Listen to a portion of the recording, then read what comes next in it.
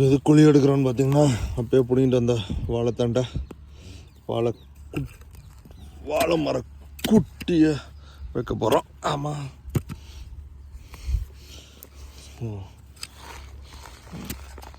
பார்த்தீங்கன்னா இந்த ரூட்ஸை ஃபுல்லாக கட் பண்ணிடணும். சைடில் வந்துருக்கிற ரூட்ஸ் எல்லாமே அங்கேருந்து பிடிங்கிட்டு வந்ததுக்கப்புறம் அவ்வளோ தூரம் வச்சா போதும். ரொம்ப தூரம் வைக்கணும்னு அவசியம் இல்லை.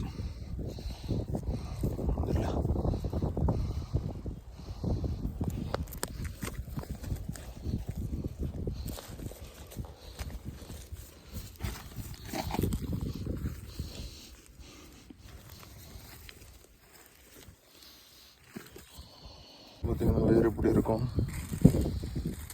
இது சுற்றி நம்ம கட் பண்ணுறோம்.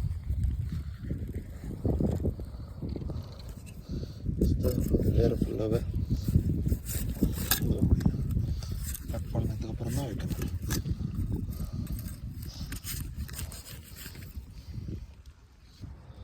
சக்ஸஸ்ஃபுல்லாக ஃப்ரெண்டு துவைச்சிட்டோம்.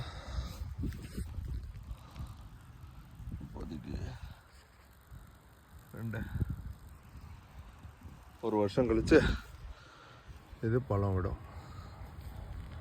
தேங்க்யூ.